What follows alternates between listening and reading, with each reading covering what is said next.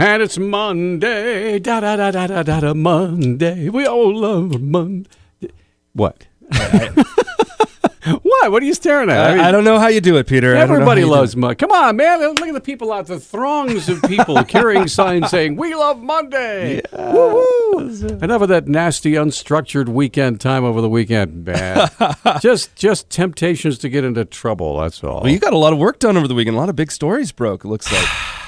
When I say big stories, I mean kind of pop culture-y stories. Well, right? The Kardashians slid off the road. A car, right? Yeah, well, it was dashed a car here in Montana. Get it? Kardashian. I get it. And they, however, there were no injuries because they're,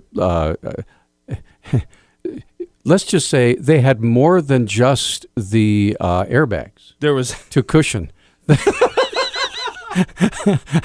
There was enough ego in the car to insulate them from damage. What I'm saying is it was impossiing for them to hurt themselves because there's plenty of. Where are you going with this, Peter? Padding going on. Ching. Oh, but anyway, that was so rude. So anyway, were they all wearing clothes on the ski hill? Well, of course, because we have the she's cold. She's famous for like tramping around naked on magazine covers. Well, they don't do that. They don't do that in Montana when it's 10 degrees above zero. Okay, you don't do that. And evidently, what happened? I was just reading the breathless commentary from one of the TMZ, which says where Chloe was driving in a blinding snowstorm. It wasn't snowing, and they got passed by a semi that blew up this great big cloud of snow, and she was blinded, and she slid off the road, and the terror struck the entire vehicle, and it was, oh my gosh, and nothing happened. I mean, they just slid off the road. They called 911, and the highway patrol came over. They got a tow truck. They pulled them out. Said that no citations, no injuries, no damage to the vehicle. Whew. But from what I understand, this family has had their share of tragedies. Obviously, Bruce Jenner was in a fatal car accident just a couple of weeks before, and I'm sure that a lot of unpleasant things went through their minds as they lost control of their vehicle. So anyway. Getting a car wreck's never fun. It's never fun. Even if you're famous. And I noticed some of their tweets and stuff are like, thank God. Yeah, you bet. Absolutely. Always thank God for giving you another day and stuff. Right, exactly. They are people too. Also, another person out of Missoula went to the University of Montana. Oh, man. First award winner of the Academy Award, and you got the tape on this. Which there's a lot of people talking about this speech that he gave because it was one of those speeches that it reminded you that they really are people too, that they have lives just like we do, even though they're famous, and that sometimes they can give us a little instruction. And I think he did a good job in this, giving us instruction on how to live our lives a little bit better. Let me just preface this a little bit. 4 years ago, when J.K. Simmons was honored by the University of Montana as a distinguished alumnus, I had a chance to visit with him. I sat in the room with him over at the Doubletree Edgewater for like 20 minutes. I just interviewed the hell out of him. I mean, I just talked, and he was so gracious and so down to earth and just so absolutely normal. And he just praised his mom and dad and his whole family. Great family. I personally was dear friends with his mom, Pat Simmons, because I was the MC and the host of Out to Lunch at Caras Park for like 6 or 7 years. And so I got to know Pat Simmons very, very well. She was a delightful woman and just a ton of fun, and one of the neatest ladies with a tremendous sense of humor, and of course, terribly proud of all of her children. And so anyway, when he stood up on the stage of the Oscars last night, and when he said what he said, it did not surprise me one little bit. So let's listen in here. And if I may, call your mom, everybody. I'm told it's like 1 billion people or so. Call your mom, call your dad. If you're lucky enough to have a parent or two alive on this planet, call them. Don't text, don't email. Call them on the phone. Tell them you love them and thank them and listen to them for as long as they want to talk to you. Thank you. Thank you, Mom and Dad. There you have it. I just want you to know that following that speech, I waited very patiently by the phone for my 2 wonderful children to call their mother and me and allow us to talk as long as we wanted to. But they didn't. So maybe that's coming later. Maybe they probably are waiting to watch the recap online. And they probably didn't see it live. Especially since our 35th wedding anniversary is coming up this Saturday. Really? 35, baby. 35. You're not even that old yet. No, I'm not. Wow. So anyway. You got 2 years on me. Your marriage has 2 years on me. You have like 20. Don't even go there. We won't go there. All right. Anyway. Well, let's do this as we exit out. There's been a lot of news, and some of it we get, some of it we miss. But there was this horrifying incident that I wanted to bring up and play because I actually got the 911 call. Oh. I missed it in the news right. cycle, but there was a hostage situation in Oregon. Oh, that's right. And I think we need to listen in. So this is the 911. It was, I think I have the name of the lady that posted it. Where. Chelsea Brasted. Yeah, and NPR had this up, but I got back to the original source here. She's the one who published the 911 call. Here's what it sounded like on the horrifying day when this young family was held hostage and a baby is wounded in the incident. Really? All right, here we go. 911. Yeah, hi. I have a kind of a particular emergency here.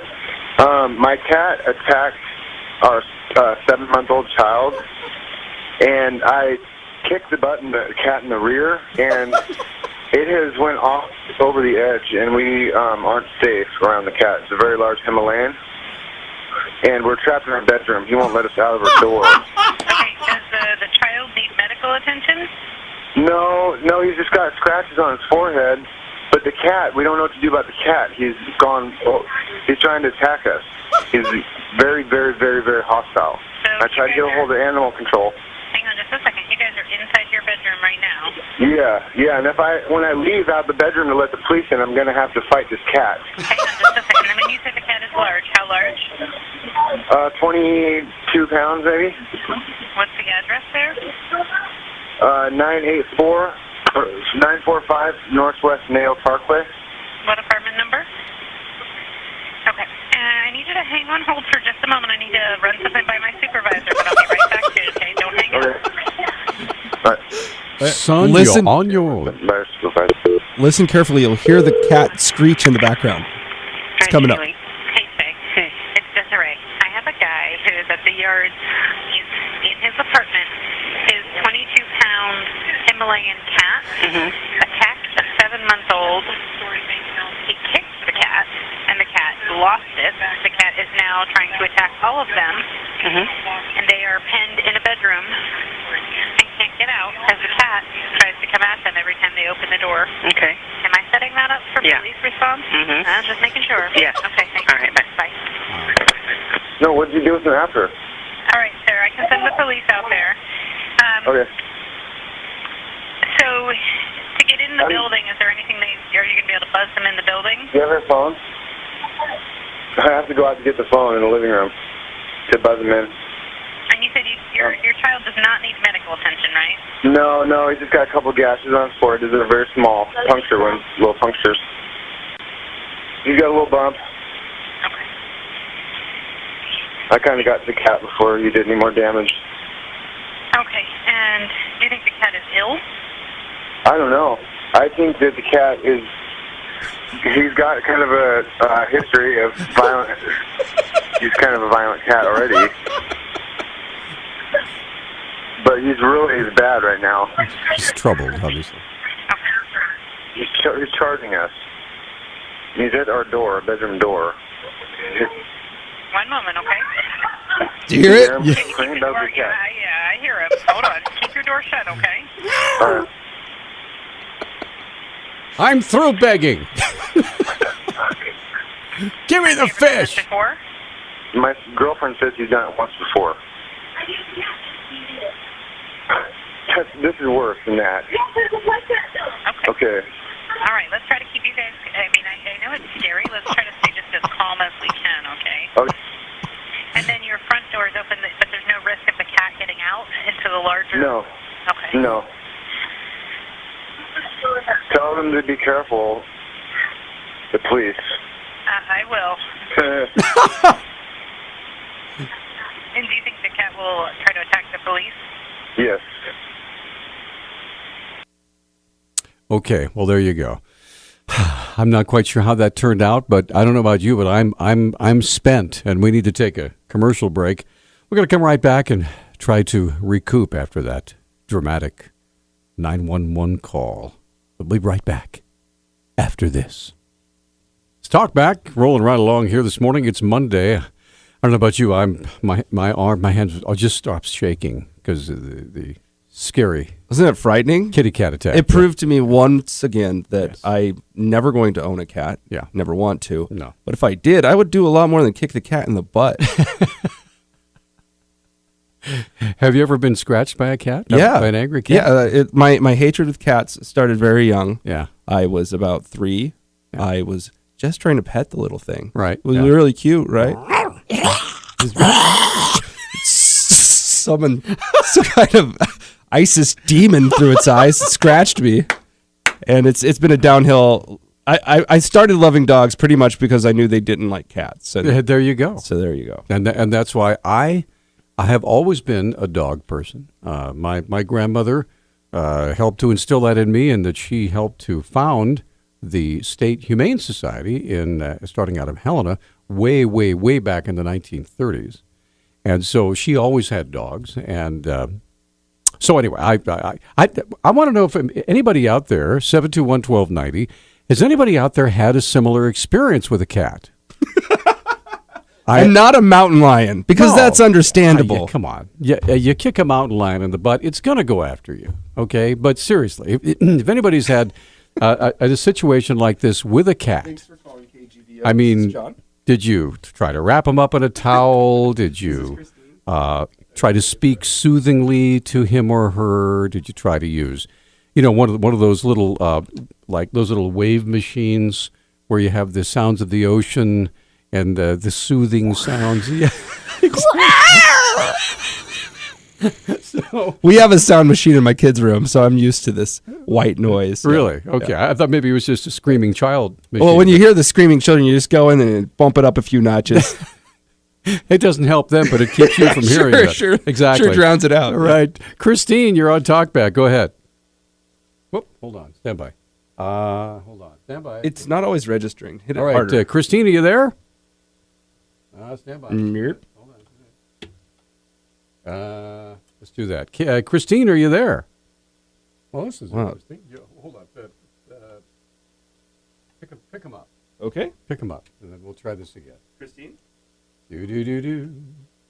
It looks like the line's dead. It's not your fault, Peter. Right, here we go. Good morning. This is Talkback. Hi. Hi. John hung up on me. Christine!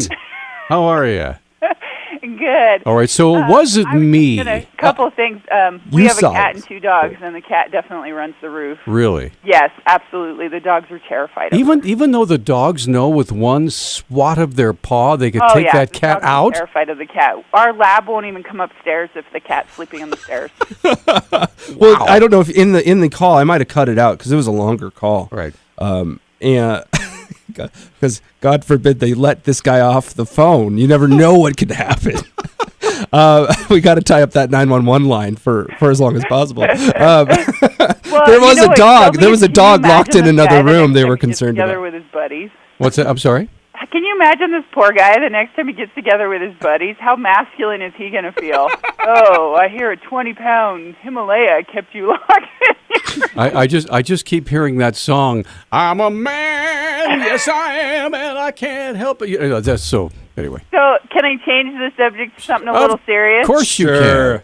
It's just a little You guys see the Rasmussen poll last week. Okay.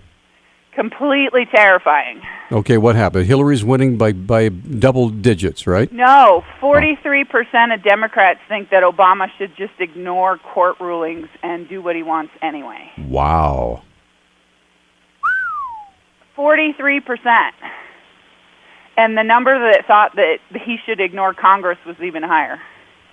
Well, doesn't that mean that there are 57% that think he should heed the Supreme Court? But still, that's really high number of people that think we should have a dictatorship. Yeah, I know. Well, that is terrifying. And then they said a full 30% of the general population, when you don't break it out by party. Right. 30% of the general population thinks we should have a dictatorship in this country. Well, and I'll tell you why that is, Christine, and please tell me if I'm wrong, because I often am. That the machine that is the White House has been extraordinarily successful in convincing people that the poor, helpless president can't get anything done because he's got this do-nothing Congress. They sit around on their hands. They've got their backs turned toward each other. Nothing will get done. So the president has to ride into the rescue and do all this stuff and make all these announcements and pronouncements because the Congress won't do anything. So am I wrong or what? I think you're right, but I think there's something else that really disturbs me more that I've seen from both parties. Okay. Is that we have become a nation of like football teams where no matter what, we root for our party. Yeah, I think that's true, and it's becoming more true as we become more divided. Really, it is blue teams and red teams and blue states and red states. I mean, and I'm not a Republican or a Democrat, so it's more disturbing to me. But it's terrifying that, I mean, people won't, because my favorite is, like, if you say something online about Obama, the immediate comeback is, well, Bush did, yeah, so it was wrong when he did it too. And that was only 8 years ago, 10 years ago. More than 8. Still, I mean, the idea that if one party does it, it's okay for the other party to also do it. Exactly. It's like Hatfields and McCoys. Put us on. Yeah. So the next Republican can ignore Congress and the courts and do what they want? Well, I think there is a little bit of it. I think there are some people that might see it that way, that there's just animus towards the right. But I think there's a lot of people that just feel our system is not the best it could be, that there's problems with it, that it's rigged, and that, almost all of the personal polling for Obama, what do you think of him as a person, as an individual? Almost all of that, the return is really high. So I think that people are saying, a lot of the people that respond to this poll, that they trust this guy, this person, this individual, and they think that he will do what's best for America because he's better than the system that we have in place. And what it shows is a love for a person and a lack of love for a system which has performed pretty remarkably well for over 200 years. Well, and I'm disturbed how much that the people are willing to put their party over the country even. So what if we completely destroy the Constitution as long as my party gets their advancement in their policy? As long as I get my stuff. Yeah, or just the advancement in our party policy. Right, exactly. A friend of mine, when Obama did the executive amnesty, she put on her thing, what do we do? I mean, he's violating the Constitution, and everybody's just letting him, and the Democrats in Congress won't let them stop him. And I said, our founders never anticipated a time when party would be more important than country. I hear you. Hey, we got to take a break. Thanks, Christine. Okay. Okay, Matt and Dave, we're going to get to you guys as quickly as we can right after this timeout. Hey, thanks for joining us on Talkback. We are really went long in that last break, so we don't have a whole lot of time, so let's burn through these as quickly as we can. Matt, you're on Talkback. Go ahead. Sure. First of all, in reverse order, the last caller said that the founders never anticipated party loyalty becoming greater than love of country or love of the nation. Well, George Washington did. He said that party loyalty will be the undoing of our republic. The other thing I called about, you were talking about cats, dogs, and yeah. Robert Heinlein had a great quote. He said, "Cats and women will do more or less what they want, and men and dogs should just get used to that fact." Gotcha. All right, thanks for the call, man. Dave, you're on Talkback. Hi. Yes, in my view, partisanship has gotten way out of hand. When Bush was president and I criticized him, I'd have Republicans tell me, "Love it or leave it," and that's just not what America stands for. I mean, you should be able to criticize a Republican president without being told you have to leave the country. I hear you. All right, thanks, Dave. Thank you. And we're almost out of time, so Catherine, got 30 seconds. Go. Okay, this is relating to the Dietary Guidelines Advisory Committee, which released a 571-page recommendation to the Health and Human Services and USDA to transform the food system. Perfect. excuse me. It's going to be all cheese puffs all the time. And Dr. Pepper. And unfortunately, I hate to do that. I'm so sorry, Catherine. I hope that you're feeling better with your cough. So what we have to hit this hard break in like 10 seconds. But Bob Seidenschwartz is standing right there, and we will come right back after the top of the hour break. So stay with us. All right, we are back. It's the Montana World Affairs Council on the radio. Our good friend Bob Seidenschwartz is with us today with his special guest, Bob Seidenschwartz. Before we get into Bob Seidenschwartz, I was going to tie up what Catherine was trying to say right for the break, because she called me back. Yeah. We had to cut her off, obviously. Anyway, apparently the new guidelines are requesting that the government monitor how much time we spend on screens electronically. Really? So it's kind of creepy. I mean, how many hours of Downton Abbey does Peter watch every week? Kind of curious. As many as possible, buddy. So anyway, that was the end of that segment. Because it got cut off weird, I thought we should finish up. Now, over to Bob. Hey, I just want you guys to know I had a really hard time getting this guy to agree to come on the show. Really? He wouldn't return my calls. When I did get to talk to me, he was belligerent, but finally, with a few little cheese puffs. Yes, there you go. And Dr. Pepper, he's here. Yeah. So one of the things you wanted to talk about, now the reason why I said it was cool to do this show is because I had sent to me at least 2 or 3 issues of this particular article, one of the ones that you wanted to read, which Graham Wood. The article is by Graham Wood. It was in the Atlantic. It's called "What ISIS Really Wants," I believe. Mm-hmm. Right. And it was one of those things that kind of took the world by storm in a way that usually these long articles rarely do. For the Atlantic, this is a pretty hefty piece. Yes, it is. And a lot of people read all the way through it, and it was disturbing because he got a lot of information about ISIS by actually, and this is going to shock a lot of people, by actually talking to members that support ISIS. Mm-hmm. And he went to Australia, he talked with a guy, he was in England. Spoke with people in England. These are people that are funneling kids and other people, adults, into ISIS's hands to help make an Islamic State, or what they call the Islamic State. Well, and John, that's when I called you, we were trying to get Steve. Steve Levine is joining us tomorrow, but I was trying to get Dr. Lauren on the show today, and we had this hour. And I said, "Look, there's this article I just read that you're pointing to, and we're going to try today in this brief hour, kind of distill down, get past some of the 24/7 news, quick flashes that we see. Hopefully, have some kind of intelligent discussion about this, because this is pretty disturbing, but people need to understand and need to do some homework themselves. And I think that's one of the takeaways from me is we'll give you some opportunities here to do some research, do some reading, delve into this, educate yourself about this, and let's have some discussion. I want to start off by just kind of I was going to say, before we get too far, for anybody who wants to read the article, on our Facebook page, I have a picture of a weird Fibonacci food that was on my dining room table. If you click on that picture, inside there's a bunch of links to the articles that we'll be talking about today. So you can kind of read. Although, like I said, it's a fairly long article. You might not get through it by the time we finish the show. Well, and there was another article I read that came out and said basically what he gets wrong. Right. About this article. So there's a lot of information out there, but let's just step back for a minute and kind of paint the picture of what's happening in the Middle East right now. You've got Iran in negotiations with the United States over a nuclear deal. That has all sorts of implications in terms of alliances, and we are actually working with Iranian military people in Iraq and in Syria, which is kind of mind-boggling. At the same time, we're in negotiations to form some type of policy regarding their nuclear program. You have on the border right now of Israel several thousand troops of Hezbollah and elite Iranian military personnel. Now, why are they there? Well, they're there to support Assad and the Syrian regime. But let's not kid ourselves for a minute that this is causing a lot of angst within Israel.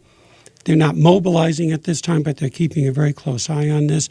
They're not quite at that territorial integrity where Israel is saying, hey, you've stepped over the line, but there's been a few, conflicts in terms of Israelis took out some Iranian personnel. and they retaliated. So you have to look at what's happening in the region. Jordan recently attacked ISIS as a result of their fighter being burned. Egypt has gone after ISIS as a result of the Coptic Christians that were slaughtered by ISIS. You've got Libya in complete disarray. We don't have full cooperation in terms of a plan with the Egyptians in terms of what we may do. You've got a region that really is a tinderbox right now. And any number of events can set this off into a multitude of different directions that, quite frankly, do we have a plan for this? We've got some strategies, but really, do we as average citizens understand what can be done, how it's to be done, and to be implemented? So you got a mess over there right now. Well, and the polarizing force is ISIS in a way that's different than the past. We had, not too long ago, less than 4 years ago, I believe, we had our U.S. government demanding that Assad go. That was the big deal. Correct. Right? But at the same time that we were calling for this, ISIS was coming up. It was, after Zawahiri, the changes, and al-Baghdadi was already kind of on the scene, though he wasn't a famous figure or anything. Right. And we have this movement growing that soon takes over the entire news cycle because it's so bloody. Well, it supplements al-Qaeda.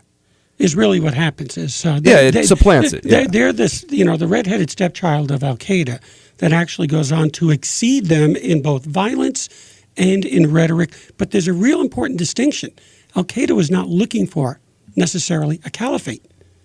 They've talked about it, but to have the audience understand is to truly have a caliphate, you have to control territory. It's not just enough to say it. So there's these very distinct and very important kind of combinations that have to happen, especially for ISIS to be able to achieve its objective. We're up against a break. 721-1290. If you'd like to join in this discussion, we would love to have you. All three lines are open. 721-1290. If you'd rather just sit and listen, as I probably will be doing, because I need to learn about this as well. Our number is open. Again, all three lines. You can also make your comments at our Facebook page. We're coming right back. It's the Monday edition of Talkback. Rolling right along here this morning. Our guest in studio, Bob Seiden-Schwartz with the Montana World Affairs Council. And we already have a caller, so let's jump right in here and not make him wait. Dave, thank you for calling. You're on with Bob and John and Peter. Hi. Good morning again. About ISIS. In my view, I think they're on what they call a mission from God to unite the Arab world under their flag. And any way they can do it, they would be happy. In other words, if they can't do it the way they're doing it now, they would be happy to see a crusade, a Christian crusade in the Middle East, anything to unite the Arab world under their flag. Well, now, David, let me see if I can flesh this out a little bit. Obviously, ISIS is not large enough to have a popular election. They are not, well-funded enough to, buy up the various things they need to do. And so, by the way, on elections, they wouldn't want to win an election. They believe it's contrary to the government that is laid out in the Quran. So even in countries where people that are sympathetic to ISIS's religion have gained power through an election, they will attack, sometimes even kill them, because they are promoting democracy, what they see as an abhorrent deviation from Scripture. They're apostates. Right. Those who would hold elections within the Arab world, even if they're Sunni, would be considered. And it's not just those that hold elections; it's people that vote in an election. All right. Okay. So you just said something which is very important. There you go. Try to understand ISIS and their worldview. Right. How they connect themselves to their understanding of what they want to transform. In our worldview, where we go through elections to change regimes, if you will, and the directions the government goes, because every 4 years or every 6 years or every 2 years, correct. That doesn't even enter into their universe. Peter, God's law does not hold elections. Okay, I'm in sorry. their view. And So Dave, I cut you off. Please go ahead and continue. Yeah, exactly. They are anti-government. They want a religion on the planet, and they believe if Muslims can win against Christians in their world order, because their God is better than the Christian God. Dave, can I say something too, please? Sure. I don't believe, look, the Christian aspect, the aspect of Judaism, that comes into the equation, and this is just my own opinion, please understand, it's not just my God against your God being Christian and Muslim. it's really an entirety of what they want to go back to in terms of a medieval time, their belief in passages out of the Quran and how they want to reorder the world. So it's not just against Christians and Jews, it's also against Muslims. It's also against the Yazidi. It's also against anybody that has a different view so for of them, the world. So for them, it could be a really, really small population of people. Well, right? absolutely. And I think that's one of the things when I came here today, I wanted to get across to the audience that, yes, these are direct conflicts with these various religious groups, but it's a real battle with society. Okay. It's how they see society in the world that needs to be reordered. Would you agree I was with going that, to say, John? the way I kind of see it is that a lot of religions have this idea of Dave, thanks for your justice, call. right? That justice is built into a lot of different religions, and Right. how justice is achieved. I think the Christians do a really good job with double imputation as a form of obtaining righteousness. But other people have different systems, and some of those systems of justice take place on earth. And if you sin, if you break the law, then the only fulfillment of breaking the law would be to either find forgiveness or to be killed. Oftentimes, it's a radical purification, and that's what they seem to be doing here in the Islamic State. People that are tentatively Muslims, and this is the difference that he gets into the article between those that sin and those that defy God. Right. It's one thing to Right. say, I don't believe in Muhammad and I don't believe that in Allah. And it's one thing to go around and cheat on your wife, right? But in their worldview, the purity is such a high standard that you do one, you're basically doing the other, and they crucify you. And they cut off heads. And the reason they do some of these brutal acts is because they're what they have culled from Scripture. Well, that's part of the discussion. I guess we've got a caller you want to get to. We certainly do. Let's get Harry on the line. Harry, thanks for calling. Please go ahead, sir. Yeah, good morning. Bob was making some points. I was going to say that. But it's, I really, the ISIS themselves, I mean, they claim they want a caliphate, and they push for it, but it's their caliphate. I mean, and Iran is never going to let them do it because they're in the wrong. They're actually in. I think as most religions, apostates are even worse than people who don't believe at all. Right. I mean, Yeah. so Iran's already let them do it. Shiites, and they've been fighting. I mean, this is more or less a continuation of the Iraq-Iran war that was going on when Saddam Hussein was in charge. They just got a little more brutal and a little more, putting on the internet. I mean, more highly publicized. Yeah. I was going to say there's a lot less people dying than were in the Iraq-Iran war right now. But one of the reasons for that is the Islamic State is so amorphous. Like it has territory in some states, but it's also bringing in people from all around the world, much broader than Iraq, for a cause that's also much broader than the kind of non-religious state of Iraq. I mean, Saddam Hussein was Muslim, but he was also he was a Sunni Muslim. He was also kind of, he lived a lifestyle that wouldn't really abide by ISIS standards, to be frank. By the standards of ISIS, this guy is completely on the other end of the apostate Christian Jew, whatever you want to call him. He would not fit the mold here. Harry, there's a prophecy that ISIS holds to that out of Iran will come a force that will destroy ISIS and literally bring them down to a size of about 5,000 fighters in Jerusalem. And that's when the Mahdi appears. If you remember in the article, John, they actually talk about the fact that they believe Iran will be a force that will all but destroy ISIS at some point. So there's fascinating insights here. This is a story that is amazing to read and try to contemplate. Go ahead, Harry. We'll let you take us into the break. Go ahead. Yeah, and it's, like I said, also Jordan's been brought into it, and Turkey eventually probably will have to stick their nose in it too. So I mean, this idea that ISIS is some great threat. I mean, actually, I think if they're drawing all these people in, I think that's a good thing. And I think anybody who wants to go there from the United States, we'll give them a one-way ticket and just don't let them back. Yeah, there's a part of me that says, let's send them on over. Why not? We don't want them here. Thanks for the call. 721-1290. We have all three lines open. Make your comments on our Facebook page. After the break, I'll play this news story. 3 girls caught going over to join ISIS. 3 girls from London. We'll play that after the break. We'll be right back.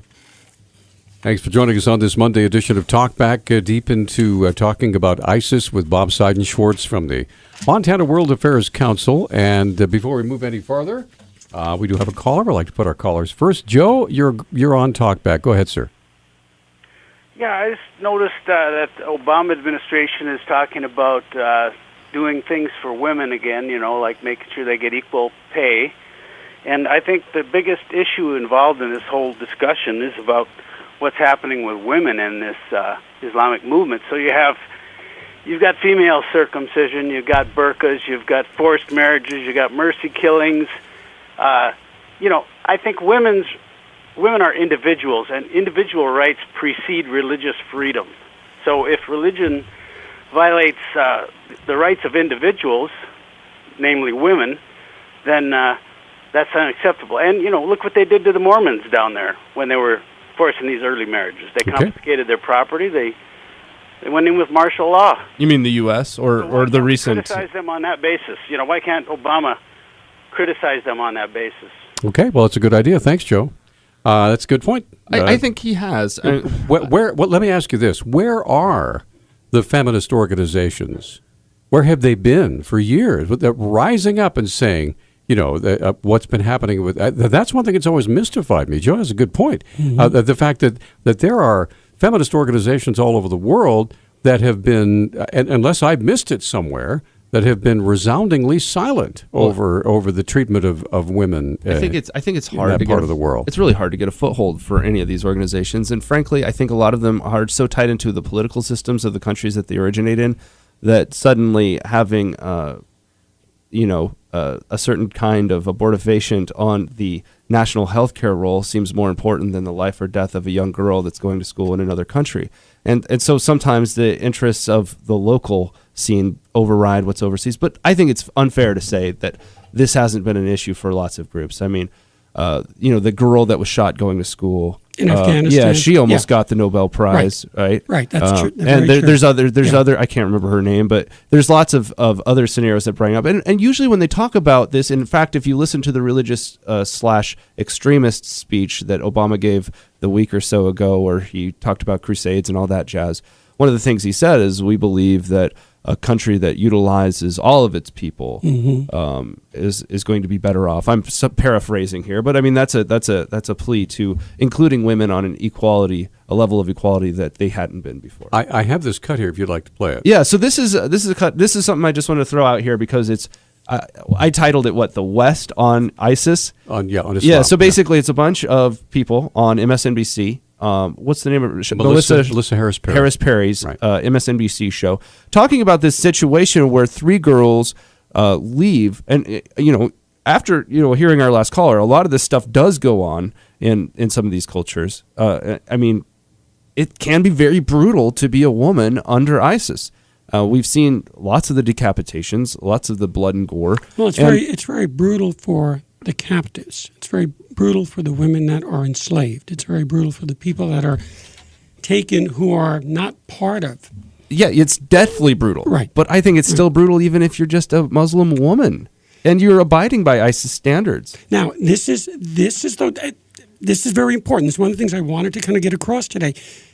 We are looking and judging that by our standards. Right. Okay?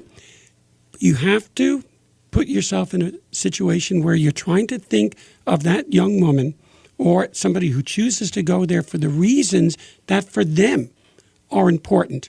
Whether we just look at that as pure craziness, there is a method to the madness, and there is an attraction for certain people. Yeah, John. There's people that like that 50 Shades of Grey dominant submissive thing too, right? Well, maybe this is a new form of dominance. Well, let's play this because it's time sensitive. We have 3 minutes left in this segment, so we'll do this and listen to this. We'd love to have your comments on it. All 3 lines are open, by the way, 721-1290.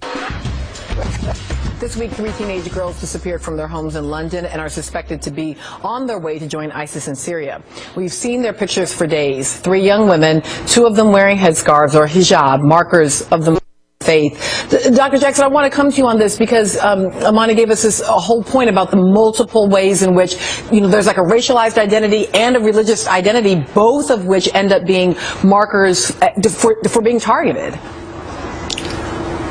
Well, yes, but I think that I mean, look, Muslims are very good at dealing with multiple identities like anybody else. I mean, there are white Muslims, there are black Muslims, there are Arab Muslims, there are Asian Muslims. But I think the real issue here is the importance of getting this language right.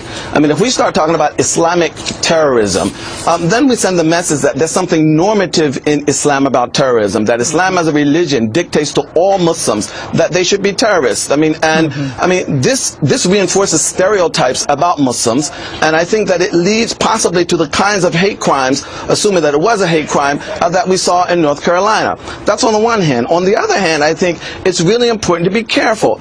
If America is at war with Islam, then it is rational for people to assume then that Islam is at war with America, and that too feeds into all of these stereotypes. So I think that if we want to talk about an isolated minority of Muslims and what they're doing, that's one thing. But I think it's very dangerous to attribute this stuff to Islam as a religion. Imam, would you like to jump in on this? I mean, I would agree with Dr. Jackson. You know, not only would I think it's dangerous, it actually is dangerous. You know, aside from the 3 young people who were executed in North Carolina, we have had a school in Houston that was burned down. There was a young man in Canada who was shot through his apartment door. 2 people who were asked if they were Muslim in Michigan, and when they responded in the affirmative, they were stabbed repetitively. And this is all just in the last week and a half, you know, 2 weeks. We're not talking about over the last 5 or 6 months or even years. And I think one of the things that becomes challenging is that we look at extremist voices elsewhere. You know, we're only focused on what's coming out of ISIS rhetoric that's there, and we're not dealing with extremist voices at home. You know, we're not putting in check individuals who very, at times, irresponsibly just get onto national television. They're running political campaigns, claiming that, you know, this is a Judeo-Christian country. Islam has no place here. We should fear Islam. We should fear Sharia. We should fear Muslims. And then we wonder why it is that people feel no qualms about really mistreating Muslims the way that they do. Here's what I think. We need to acknowledge that any religion that puts hate speech in the mouth of God is just no religion at all. I think we need to build relationships, partnerships, cross relationships across faith interreligious coalitions. A bunch of wonderful people, Linda Sorsar, my colleague, and Jill, my colleague, standing on a pulpit at Union Theological Seminary, praying about how Black Lives Matters in our clerical garbs, to me gives me hope that we can, through our relationships, really change the story. I want America to be at war with hate. To be at war with hate rather than to be at war with Islam. Or think about that 17-year-old Muslim boy who organized a circle of people to stand around the synagogue in Oslo. That to me is what my Muslim colleagues are all about. That's where we see the love. That's where we see the power of justice at work. Okay, there you go. So we're going to take a break. Any reactions on that? I'm sure we do. I'd like to know what you folks think. 721-1290 is our number, 1-800-568-5309. Or you can make your comments on our Facebook page, and we're coming right back. Love to hear from you. Hey, we're back on Talkback, 721-1290. That's John King. I'm Peter Christian. Bob Seidenschwartz joining us here in studio. Real quick quote I wanted to throw out from that clip we just heard. The lady at the end, who's a reverend, I guess, Dr. Jackie Lewis, she says, any religion that puts hatred in the mouth of God is no religion at all. And yeah, the problem I have with this is the statement of someone that believes in a true religion, right? But what they're holding to, what I feel that a lot of Americans are holding to, is this like pan-religious utopia where all religions get along, and we could say this one isn't doing the right job because it doesn't abide by our kind of I don't know, high standards of everybody gets along and all religions lead to the same place. I don't think you can say what this lady is saying and not say this is no religion at all. Yeah, you could say that if you believe in a true religion. But otherwise, I think you're just promoting some kind of amorphous, non-religious... It's ooey gooey. Yeah, it doesn't make any sense. Yeah, it's ooey gooey. Oh, sorry. Go ahead, John. Bob. One of the criticisms that ISIS has of its fellow Muslims is that you guys are really kind of like de facto Muslims. You're really not following the script here. You're Muslims in name only. Well, and you know, I actually listened to that. I think that was on Saturday or Sunday, and going back to the article, he says that the ISIS group philosophically welcomes this in terms of what's happening inside the Islamic world in terms of the condemnation of other Muslims because they feel that'll bring them to them.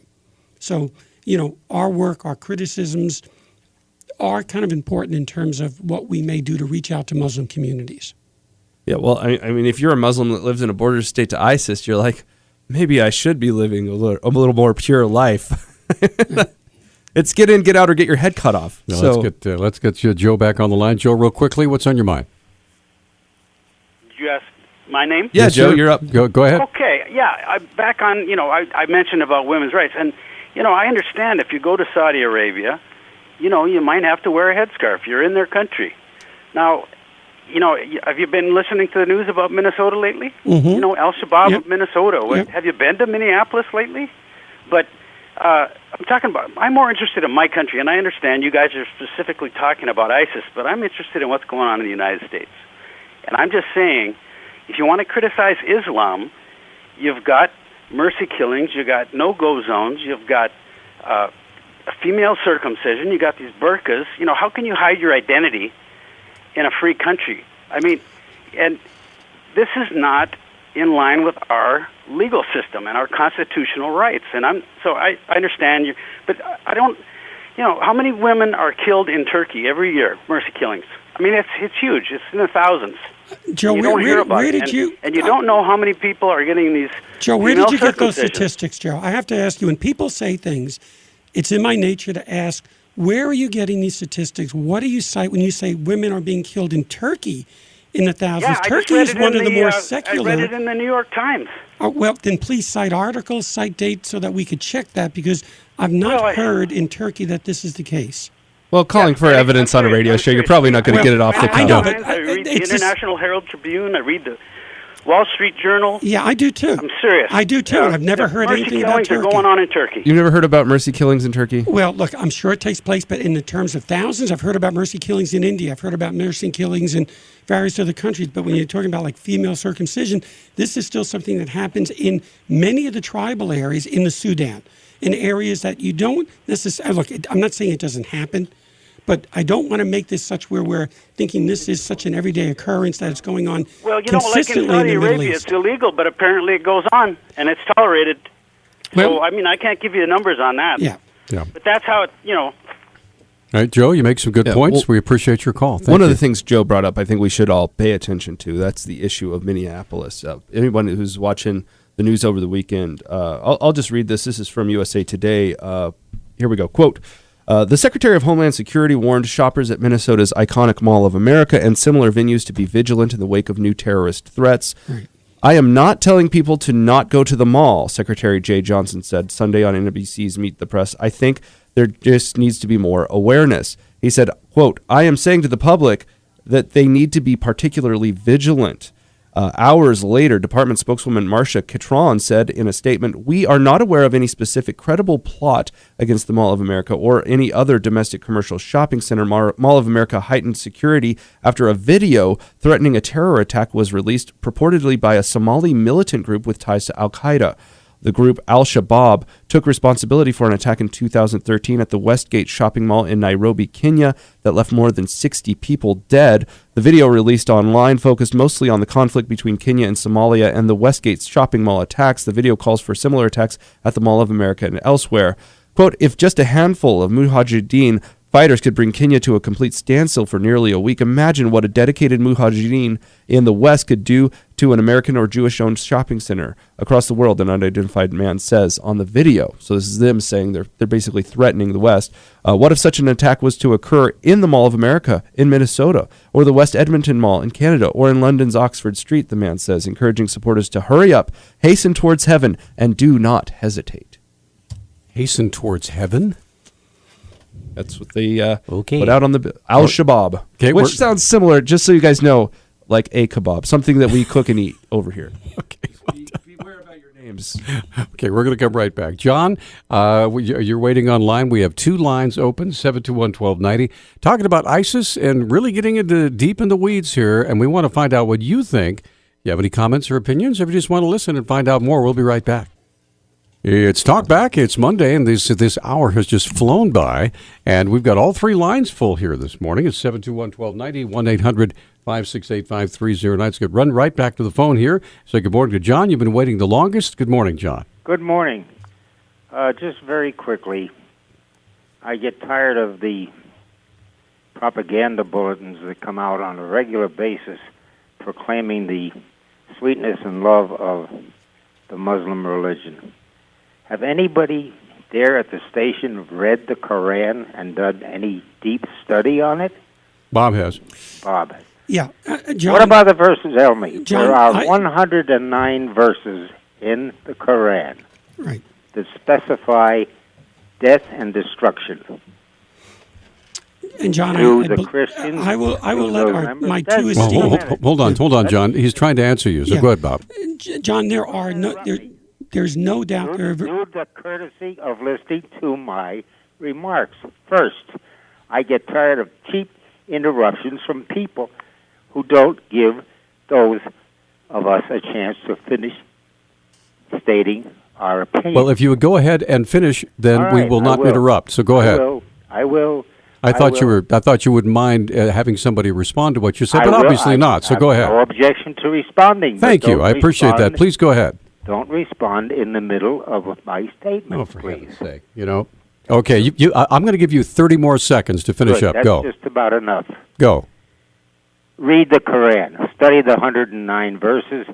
Figure out the animosity that's inherent in the statements that are in there regarding those who believe in the book being the Bible. Thank you for your time. All right, thanks. Go ahead, Bob. There's 1.6 billion Muslims. They don't all take those verses that John is referring to and literally take that into their minds and their hearts. There's tremendous disagreement within the Islamic world about interpretation of various verses. There's constant discussion and attempts to make sense of this. It's not beyond the scope of many imams and many communities to have debates about these issues. I will say ISIS has taken many of these verses to heart. Hence, in lies the problem. Do you mind if I read a few verses? John, you just can read the verses people? But here's the deal. Yeah. When anybody approaches religion, right, there are going to be schools of interpretation. Right.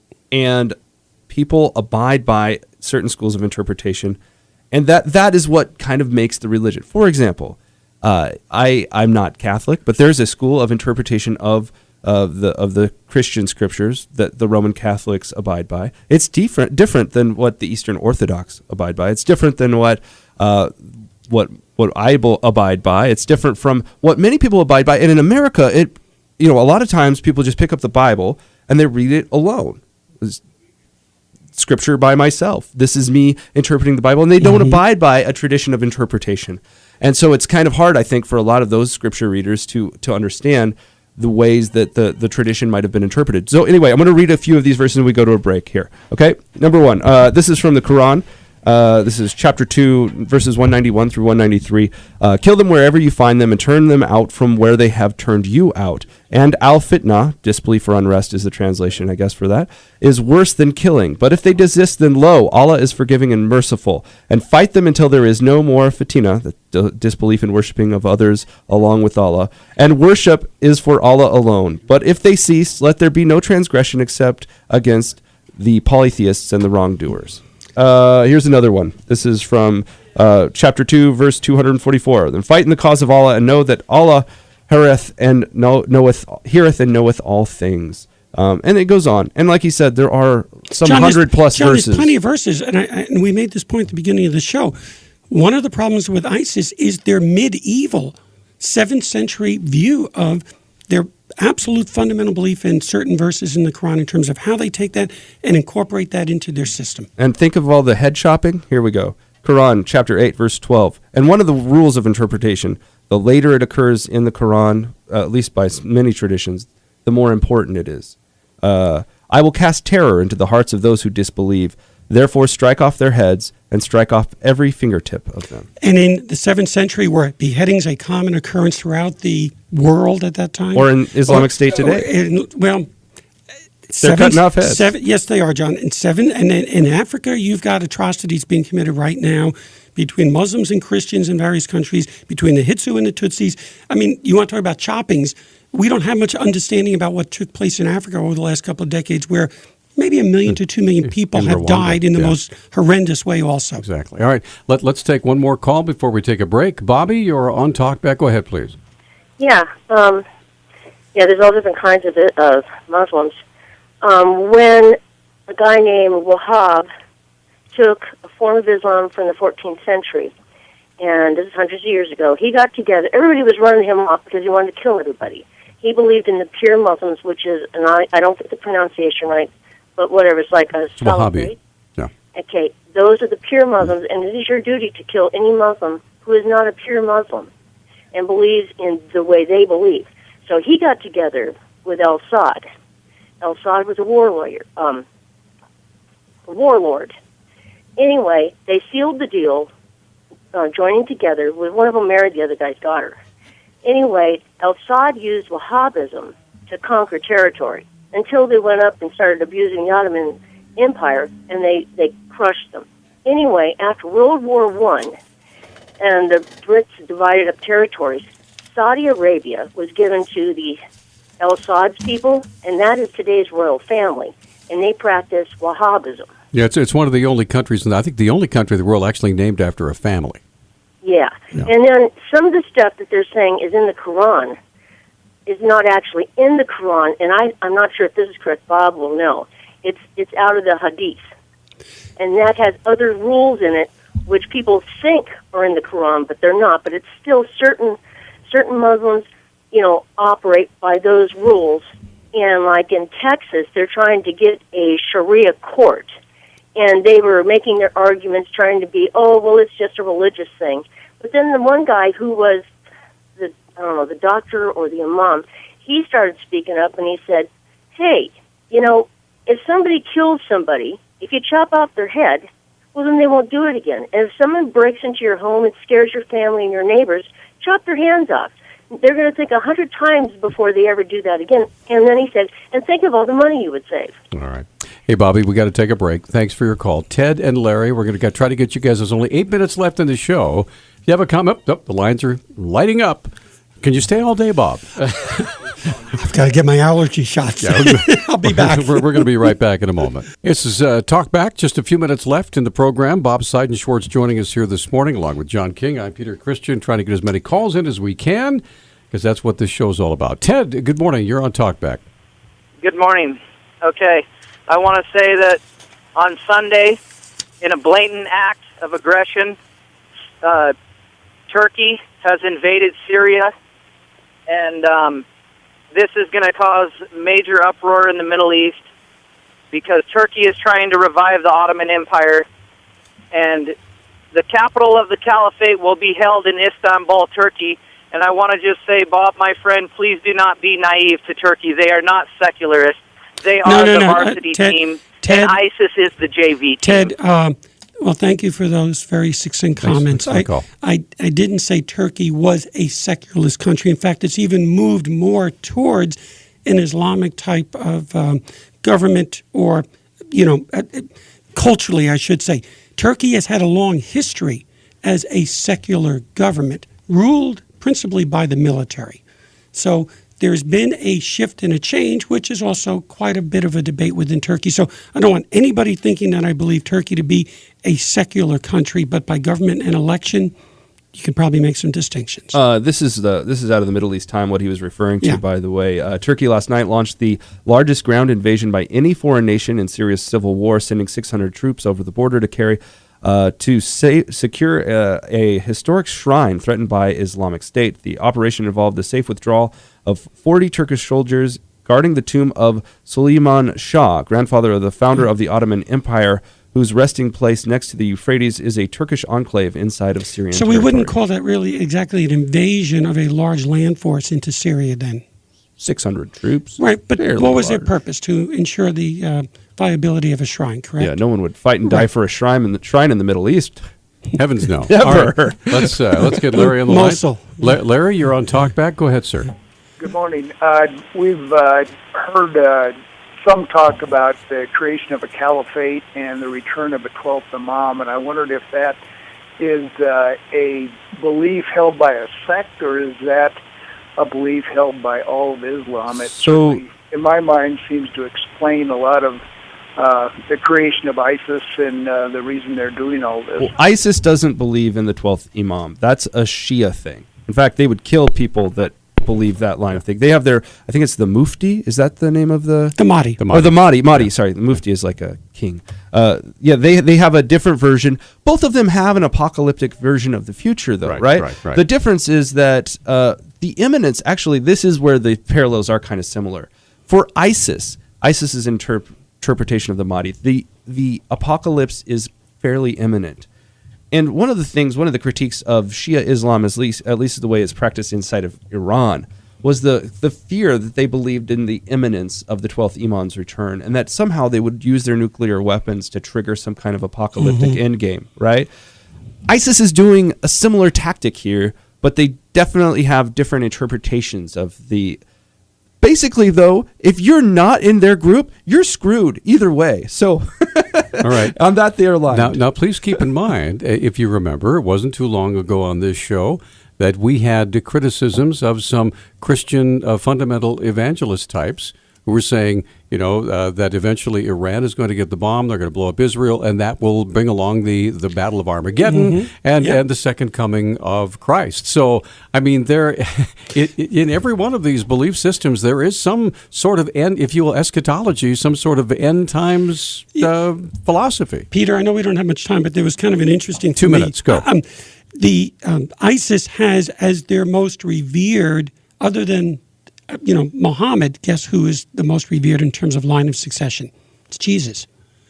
So I'm thinking to myself a little bit of the kind of irony in terms of Jesus was a Jew and he lived in where? And he's part of ISIS. One of these things is not like the other. Which one of these conquered countries and held slaves? Right. And which one of these said, love your neighbor as yourself? Which one of these threw himself on a cross, died for your sins, was resurrected, and imputed righteousness to those who believe in him? Only one of those two guys. It shouldn't be that hard to choose. John and Peter, do you believe that 1.6 billion Muslims, that far and away the majority, have an apocalyptic view of their religion in the world? My experience says no. I ask yours. Yeah, I think there's branches of Christianity that have like an imminent apocalyptic view. Sure. But the difference is on whether or not you're the triggering force for that apocalypse. Yeah. Right? Are you going to do everything you can to make sure it happens as fast as possible? There's no denying that this group is a problem and that strategically the U.S. is, whether it likes it or not, is going to have to be involved in some capacity. But let's just see how this plays out. I realize time is coming up to an end. We are exactly 1 minute away from being done. So you're going to be back tomorrow. Yes, we got Steve Levine. So we're going to shift gears a little bit. We're going to be talking about China, Russia, and this all kind of melds into this area too. But happy to come back and continue this conversation because I didn't even get to a fraction of what I wanted to talk about. You had ISIS. quite literally a big stack of stuff. I had, yep. And you should have known what was coming, Bob. No, I did. You should have known because we started with cats. I should have known. By the way, we should use Himalayan cats in the fight against ISIS. I think that'd be great because they show no fear. They show no fear. Yeah. Also, I don't care if they die. Either if ISIS dies and the cats die, win-win for John. So. Okay. See you tomorrow, Missoula. All right. So there you go, folks. That's. By the way, did I say that the opinions expressed on the show do not necessarily reflect those of the staff, management, or sponsors, or any really sane person? Yeah. Anyway, thanks for joining us here on Talkback. We'll do it again tomorrow at 8:30. Montana Morning on from 6 until 8:30. Have a great day. Enjoy this beautiful sunshine and just give somebody a hug today, okay?